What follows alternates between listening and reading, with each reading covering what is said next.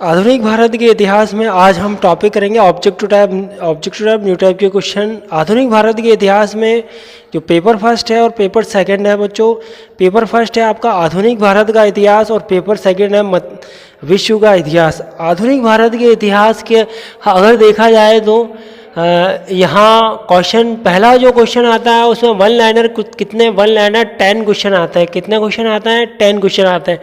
इसमें 1 2 3 4 5 6 7 8 9 10 ये 10 क्वेश्चन होते हैं और ये वन लाइनर क्वेश्चन होते हैं।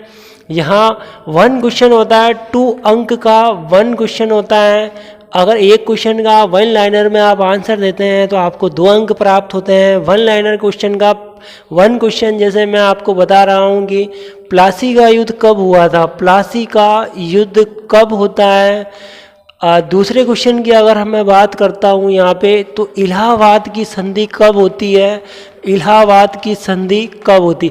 अगर मैं तीसरे क्वेश्चन की अगर यहाँ बात करूँ तो सती प्रथा पर रोक लगाने वाले कौन थे, सती प्रथा पर रोक लगाने वाले कौन थे। अगर बच्चों में चौथे क्वेश्चन की यहाँ बात करूँ तो 1857 की क्रांति में दिल्ली के क्रांतिकारियों ने दिल्ली में नेता किसको बनाया था, चौथा क्वेश्चन है। अगर मैं यहाँ पांचवें क्वेश्चन की बात करूँ तो ईस्ट इंडिया कंपनी को कब समाप्त किया गया था।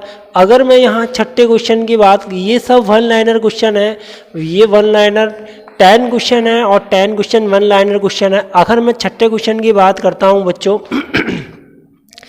छठे क्वेश्चन की अगर मैं बात करता हूँ तो 1919 के अधिनियम को क्या कहा जाता है। अगर मैं बात करूँ 7 नंबर क्वेश्चन की, 7 क्वेश्चन वन लाइनर क्वेश्चन में अगर 7 नंबर की क्वेश्चन में की बात करता हूँ तो यहाँ क्वेश्चन है महात्मा गांधी का भारत में आगमन कब हुआ था, महात्मा गांधी का भारत में आगमन कब होता है। अगर मैं 8 नंबर की क्वेश्चन की बात करूं, स्वराज्य मेरा जन्मसिद्ध अधिकार है, स्वराज्य मेरा जन्मसिद्ध अधिकार है और मैं इसे लेकर रहूँगा, ये कहने वाले कौन थे। अगर मैं क्वेश्चन नंबर 9 की बात करता हूं तो कैबिनेट मिशन योजना भारत में कब आई थी, कैबिनेट मिशन योजना भारत में कब आती है। अगर मैं 10 नंबर क्वेश्चन की बात करूं यहाँ पे तो 10 नंबर का क्वेश्चन आता है कि 10 नंबर का क्वेश्चन आता है कि धन निष्कासन का जो poverty and un-British rule in India जो किताब पर जो कॉन्सेप्ट दिया था वो किसने दिया था।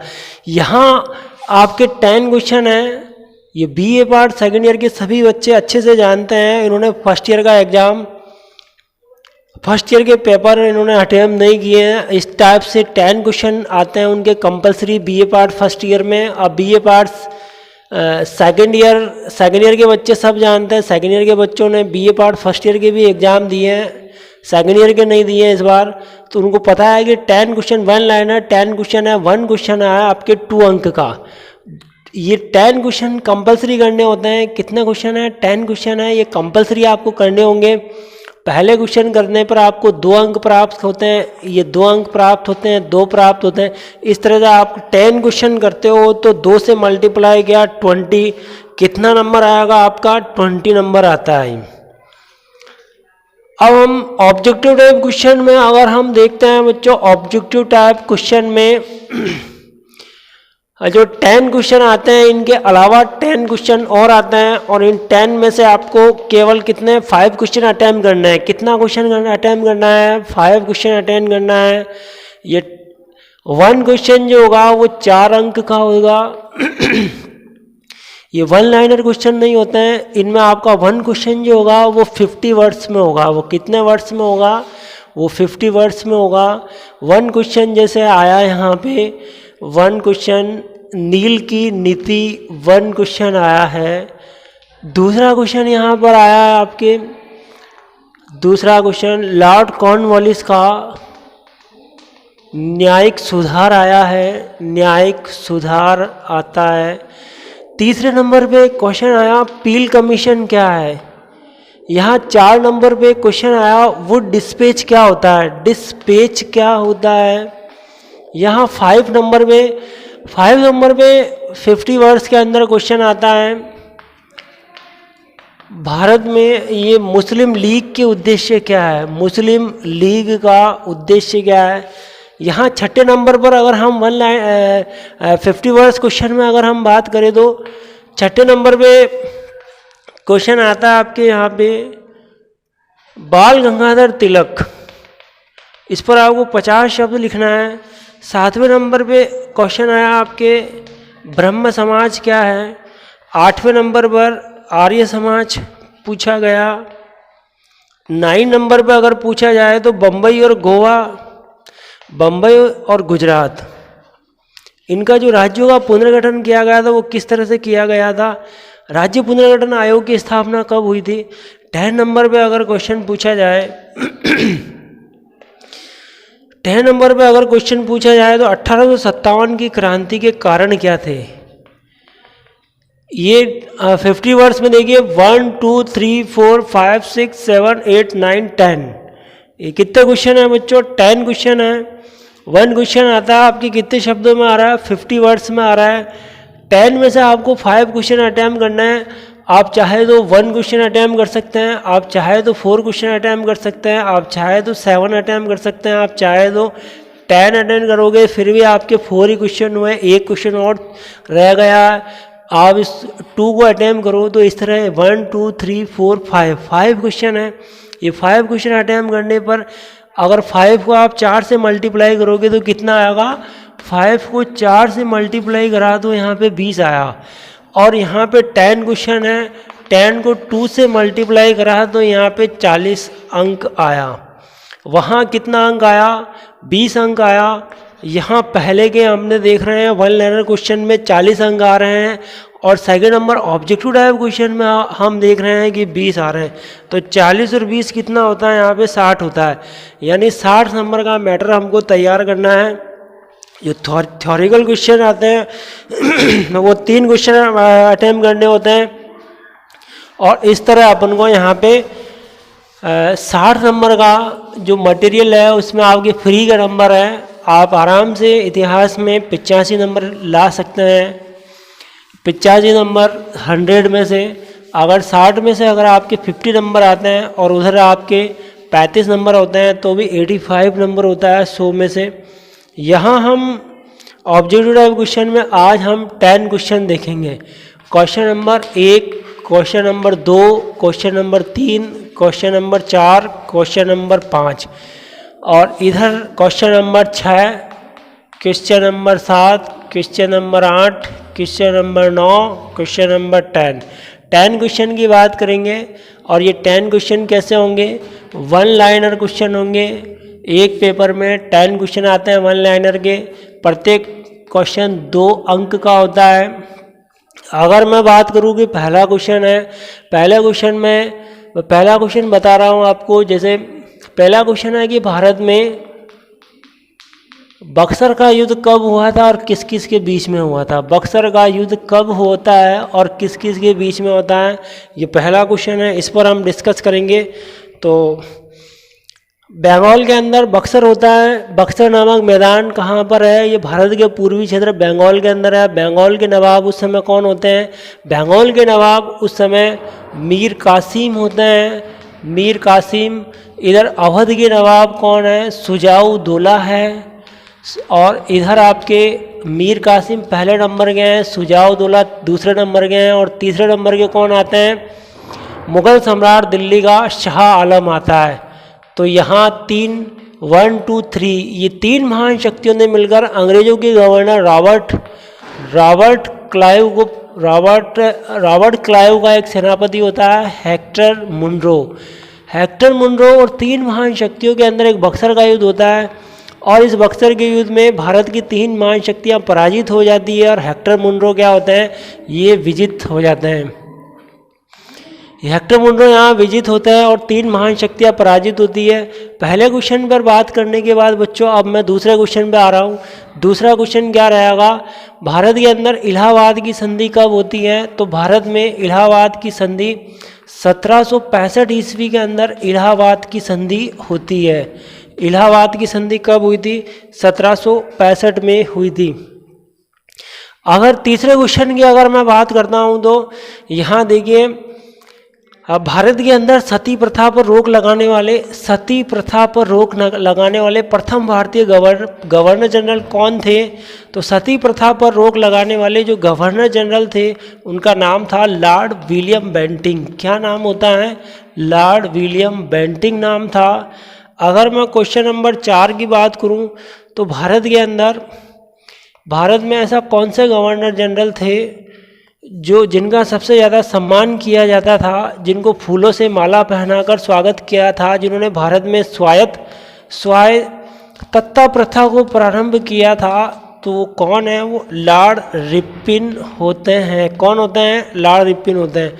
अगर क्वेश्चन नंबर 5 की बात की जाए तो 1857 की क्रांति का शुरुआत कहाँ से होता है? तो मेरठ से 1857 की क्रांति की शुरुआत होती है। अगर मैं क्वेश्चन नंबर 6 की बात करूं बच्चों यहाँ पे, तो 1919 के अधिनियम को क्या कहते हैं? क्वेश्चन क्या आपका 1919 का अधिनियम क्या कहलाता है? तो 1919 का अधिनियम द्वैध शासन का अधिनियम कहलाता है। कौन सा शासन? द्वैध शासन का अधिनियम कहलाता है। इसमें आरक्षित विषय और हस्तांतरित विषयों पर बात की गई थी। कौन से विषयों पर? आरक्षित विषय और हस्तांतरित विषयों को, इनको एक भाग और दो भागों में बांट दिया था। आरक्षित विषय तो अंग्रेजों के गवर्नर वायसराय की कार्यकारिणी परिषद में रहते थे, और हस्तांतरित किए गए विषयों को भी श्रेणियों में बांटा गया था। अगर मैं क्वेश्चन नंबर 7 की बात करूं तो वेदों की और लोटो ये किसने कहा था? वेदों की और लोटो वेल लर्नर क्वेश्चन में हम देख रहे हैं। वेदों की और लोटो ये नारा किसने दिया था? वेदों की और लोटो नारा दिया था स्वामी दयानंद सरस्वती ने। कौन दिए थे? स्वामी दयानंद सरस्वती ने दिया था। स्वामी दयानंद सरस्वती ने बम्बई के अंदर 1975 में आर्य समाज की स्थापना की थी, और लाहौर में 1976 में आर्य समाज की स्थापना की थी। अगर क्वेश्चन नंबर 8 की बात की जाए तो आत्मीय सभा की स्थापना किसने की थी? आत्मीय सभा की स्थापना किसने की थी? यहाँ आत्मीय सभा की स्थापना करने वाले कौन थे? राजा राम मोहन राय थे। कौन थे बच्चों? राजा राम मोहन राय थे। और इस आत्मीय सभा के माध्यम से ही राजा राम मोहन राय इस आत्मीय सभा के माध्यम से ही सती प्रथा का विरोध किया था। इनके परिवार में इनकी भाभी जो थी, वो इनके भैया जो थे वो सती हो गए थे, तो वो चिता पे लेट के सती हो जाती है, और उन्हीं से इनके दिलो दिमाग में ये ज़बरदस्त हो गई सती प्रथा पर रोक लगाना अनिवार्य है। राजा राम मोहन राय ने आत्मीय सभा से इस समाज के लोगों को एकत्रित किया, और लोगों को एकत्रित करने के बाद वो सती प्रथा के खिलाफ एक ज़बरदस्त माहौल बनाया था। विलियम बेंटिंक के सामने प्रस्ताव रखे गए थे, रेगुलेशन 17 के आधार पर सती प्रथा पर रोक लगा दी जाती है। अगर हमें क्वेश्चन नंबर 9 पे बात करूं, क्वेश्चन नंबर 9 पे अगर हम बात करते हैं तो शिकागो में जो स्वामी विवेकानंद जी ने जो भाषण दिया था वो क्या तारीख को दिया था? वो 11 सितंबर की बात होती है, 1893 की बात थी।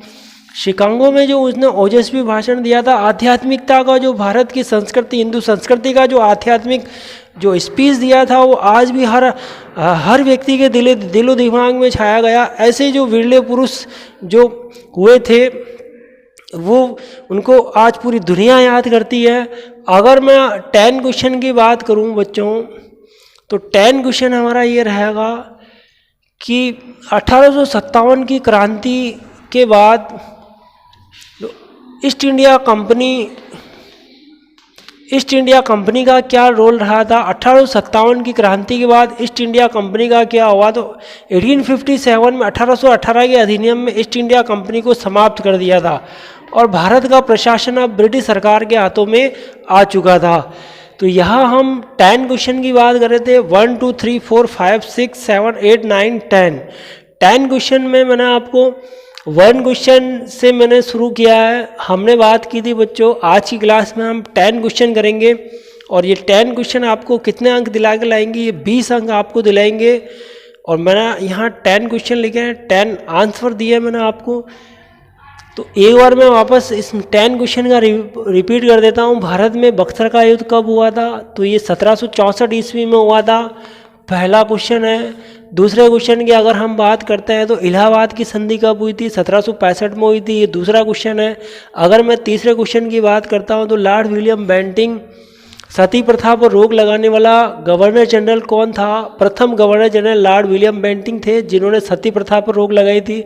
अगर मैं क्वेश्चन नंबर 4 की बात करता हूं तो भारत में ऐसे कौन से गवर्नर वायसराय थे जिन्होंने स्वायत्तता सभी को स्वतंत्र रखने की, गांवों के अंदर अपना अधिकार, अपनी स्वतंत्रता, अपनी समानता, अपनी इच्छा से स्वेच्छा से कार्य करने का अधिकार किसने दिया था और जिसको फूलों से माला पहनाकर स्वागत किया गया था वो कौन थे? लॉर्ड रिपन थे।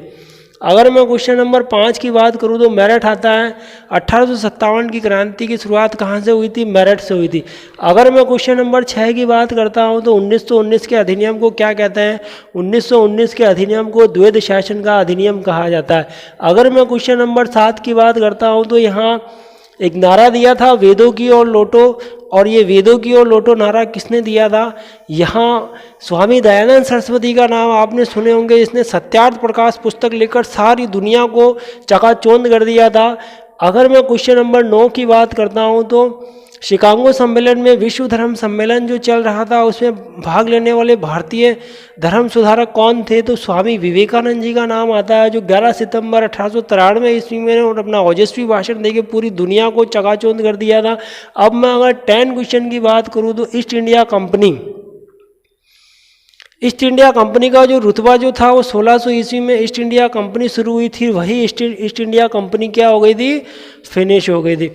वो कब फिनिश हुई थी? वो 1857 की क्रांति के बाद भारतीय शासन में ईस्ट इंडिया कंपनी को समाप्त करके ब्रिटेन के द्वारा एक नई व्यवस्था बनाई जाती है और उसी व्यवस्था के आधार पर भारत में अब ब्रिटेन के जो महारानी विक्टोरिया वो शासन करेगी। महारानी विक्टोरिया का यहाँ पर अधिकार रहेगा। महारानी विक्टोरिया ने एक वायसराय बनाया था। वायसराय के लिए एक सचिव होता था। वायसराय की कार्यकारिणी अलग होती थी और सचिव की कार्यकारिणी अलग होती थी। वायसराय और सचिव दोनों मिलकर भारत पर क्या करेंगे? शासन करेंगे। और इस तरह यहाँ 10 क्वेश्चन जो हैं वो आज हमने कंप्लीट किए हैं बच्चों। 10 क्वेश्चन हो गए और आज के लिए इतना ही काफ़ी है।